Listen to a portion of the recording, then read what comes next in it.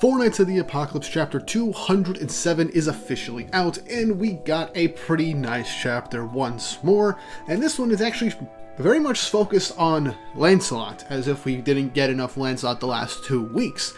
But once more we get a very good Lancelot focused chapter, as we get a nice homecoming and potentially set up for future story events, as well as perhaps a Lancelot centric arc. But we'll get into all of that in just a moment. Before we jump into the video, don't forget to like, subscribe, and hit the notification bell for updates on future videos. Really helps and it shows you guys enjoy the content I make here on the channel and shows you want to see more. And also, YouTube has this hype feature down below that you get 3 every week to hype up videos for smaller creators to put the creators' videos on a leaderboard. So if you want to have this channel grow and reach out to more people, don't forget to hit the hype button down below as well. And if you want to see me talk about more anime and manga, go and check out my weekly manga podcast, Shonen Pulse, over on the Panel Focus YouTube channel, where me, Nox, Yatsugami, and Papa Traffic talk about 9 manga from 3 different magazines. It's a lot of fun, and you'll end up enjoying our in-depth discussions on each of these series. And if you want to see more of me, go and check out my second channel, GW Comics, where I talk about comic books. I've got a lot of stuff planned for that channel. It's a passion project of mine, and I would really appreciate it if you guys would go check it out. Link to that in the podcast will be in the description down below. Now then, let's jump right into this chapter. Chapter 207 of Four Knights of the Apocalypse, titled The Homecoming. Cover image just Lancelot through the ages, when he was a kid, to a teenager, and now to a young adult. Honestly, you can tell now with these comparisons of his design just how much older he's gotten over the time skip. He also got taller by a whole 2 to 3 feet, which is crazy. But the chapter starts off back in Leonis, which means that we have actually left Camelot and have retreated back to Leonis. So despite everything that happened previously with Arthur and the Four Perils, it seems I was kind of right in the sense that we would be leaving Camelot, as that did seem to be the natural endpoint of the arc. So Lancelot is walking around Leonis, being greeted by so many people in the town who know him, and also some women are kind of fawning over him, obviously, as he meets up with Slater, who brings him into King Bartra's bedchambers. Slater does tell him, however, that Bartra finds it hard to speak now due to how things have been recently, due to his old age. Lancelot sits down and actually seemingly communicates telepathically, which is something I didn't think Lancelot would be able to do, basically telling Bartra that Tristan is still asleep and that he's going to be coming here once he wakes up, as per what Lancelot told him. And now Lancelot begins to read the mind of Bartra, as this is kind of what makes it easier for him to understand what Bartra is saying, as Bartra thanks Lancelot for looking after Tristan for all these years, but he called Lancelot here for something more important, as he had another omen. But he tells Lancelot that he's still not sure right now if it is part of his vision ability, which allows him to have vague, preconceived events of the future, which is how we got the Four Knights prophecy for Leonis, and in 7 Deadly Sins, the 7 Deadly Sins prophecy with the revival of the commandments and all that. But he tells Lancelot to take it as consideration of the ramblings of a old man at death's door, because for all he knows, it might be a nightmare.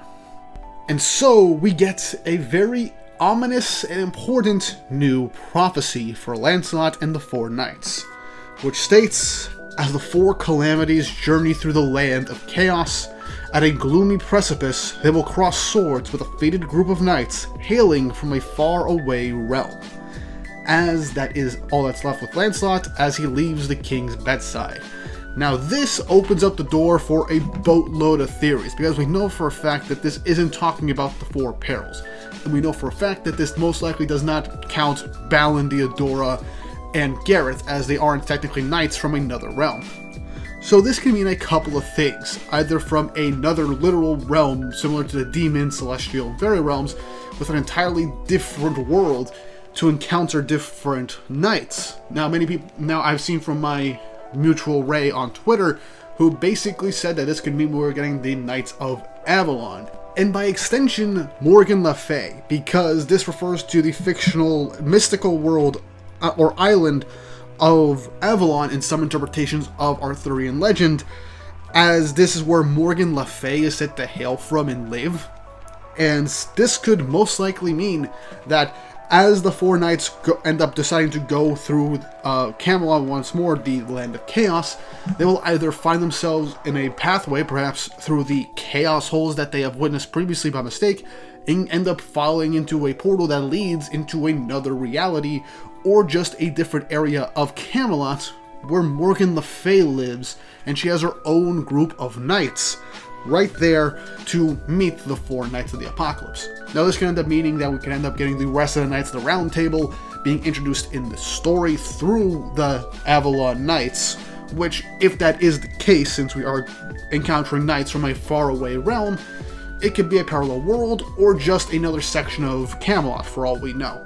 As many would refer to countries or kingdoms as realms, like the realm of Leonis and all that stuff. So it can mean a multitude of different things.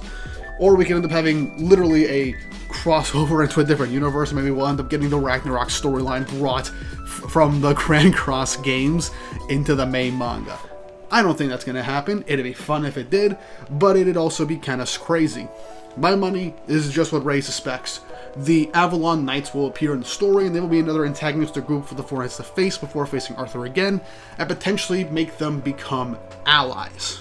As well as introducing Morgan Le Fay, which will end up adding more complications to the overall story that we have thus far. But I could be wrong, and it could be something else.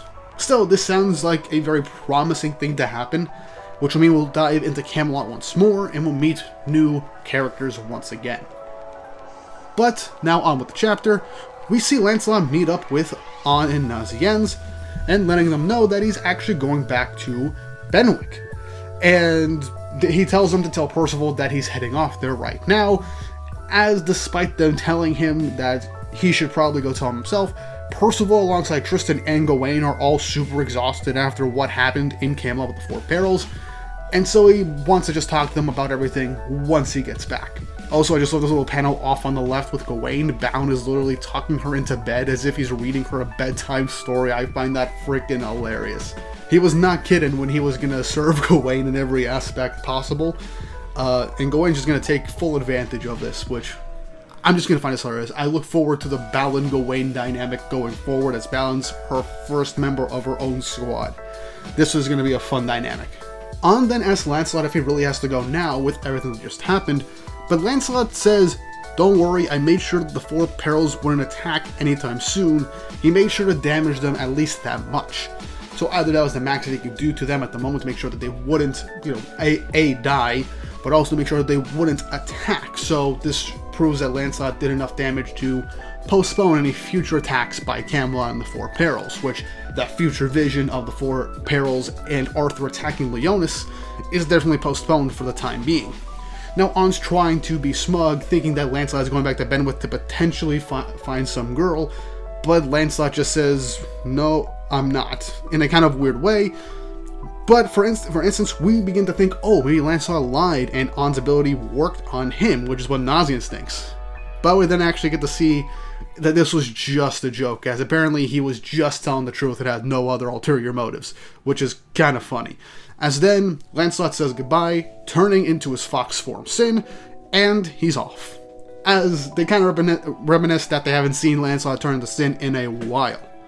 And I like how Anne is kind of passive-aggressively saying it's been 2 years and Percival, Tristan, and Gawain got so much stronger over this time, yet he shows up and kind of whips the asses of the four people that were more or less dominating them in the previous fight, with Naziennes saying that they're not even sure if anybody can actually beat Lancelot in the whole world.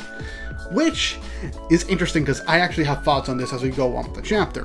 But that's actually the last we see of the main group in Leonis for now, as we're following Lancelot's perspective, as he's going through the lands of Leonis, making it through mountains, turning into his fairy form and flying away, catching some fish out of the river as if he was a seagull or a hawk, and just has a barbecue at night, sleeping, and then flying towards home the very next morning.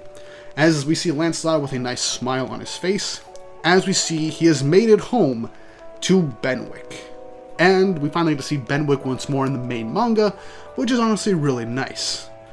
But Lancelot walks in, but then stops, realizing that something's off, as it's too quiet.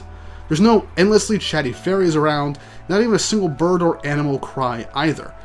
and this makes him tense, thinking that maybe Camelot is at work and is doing something, and then wonders what happened to his dad and everybody else.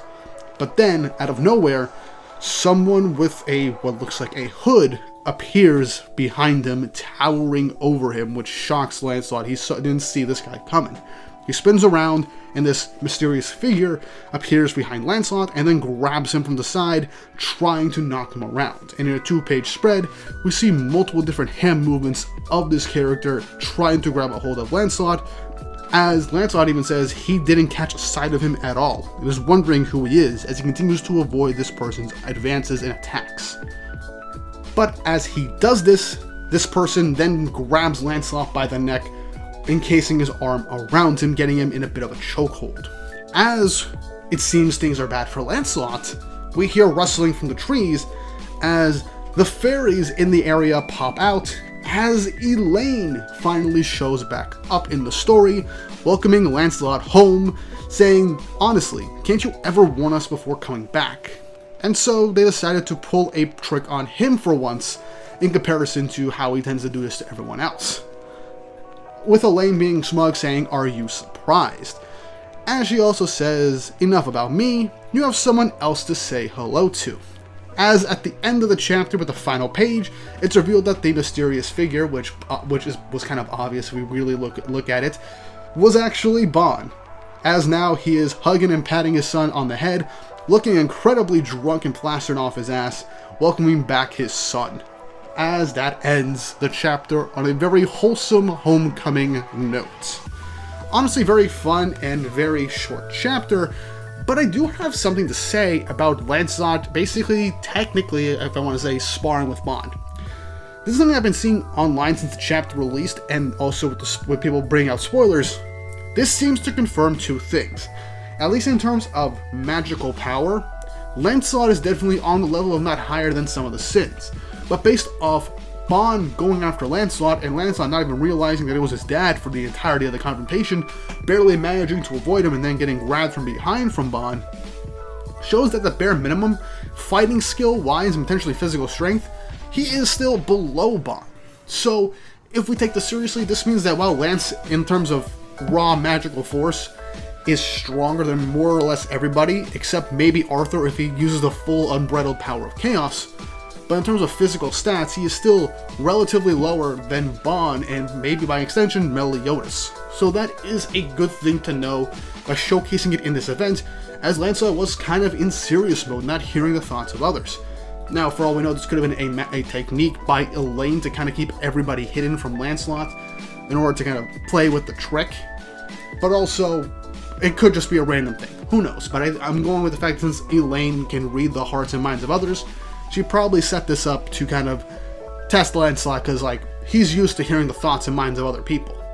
And even Lancelot didn't register Bon up until he was right behind him, which is an insane thing to catch Lancelot of all characters off guard. So that does end up confirming a fact that he's still below his dad in terms of strength and fighting experience and power. I do want to note I am confused at Elaine's design in the main manga, because in both the Lancelot one-shot and in the brief image we got of her towards literally at the very first second chapter of the time skip, when we got Bon reintroduced into the story, when we got a flashback of Lancelot returning to Benwick after Percival's death, she looked, older, but it could just be the baseline design or what she's wearing, but she still looks like how she did in the main Seven Deadly Sins manga, basically back to looking like a lolly at this point, which I'm like, I mean, in the one shot and in that brief image of her that we saw at the beginning of the time skip, she actually looked like we had a real updated design where she actually looked older, or at least kind of looked like the age that she's supposed to.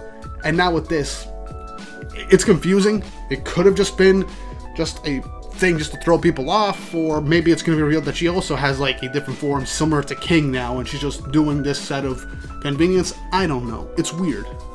But at this point, it is what it is. The design could be different within the next chapter, as we get to see Bon's whole family interacting once more outside of the one-shot that we got 5 years ago. And yes, it's been that long since we've seen Bon interact with his son and Elaine interact with her son. So it'll be nice to see this family interact again, and I'm really hoping to see what happens next, because since we're getting focused primarily on Lancelot this chapter and we're back in Benwick, Either we're going to jump back to Leonis with Percival, everybody, or we're going to have a couple of chapters in Benwick with Lancelot. And maybe, just maybe, we'll figure out what happened during the 3 years where him and Jericho disappeared during the events of the one-shot leading into the Grudge of Edinburgh movie.